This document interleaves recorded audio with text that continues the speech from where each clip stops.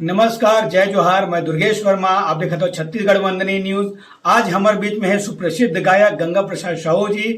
अभी आपने बहुत सुघर गायक बताया हो, अभी आपके कौन से गाना आने वाला है? अभी एक बढ़िया गीत यूट्यूब में डल गए समझ और बढ़िया कर्मा गीते और बहुत अकन गीत अउ आवत है ओकरो बाद पूरा टुकड़ी सुना देता हूँ। बहुत बढ़िया है जिनमें हमारे दीदी नीता निषाद में आवाज दे है और हमारे स्टूडियो में हमारे हरीश भाई बहुत अच्छा काम करे है। आप लोग एक छोटे से मुखड़ा सुनाता हूँ आपके बीच में।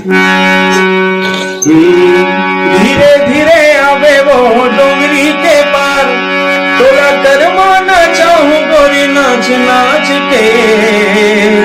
ये गीत हमारे स्टूडियो में हमारे स्टूडियो में रिकॉर्डिंग होके वहाँ बढ़िया मिक्स बढ़िया वॉइस बनाते हैं हमारे हरीश भाई है। और चैनल गंगा साहू ऑफिशियल में डले है, तो मैं दर्शक दीर्घ निवेदन करूँ कि आप मोर चैनल में जाओ और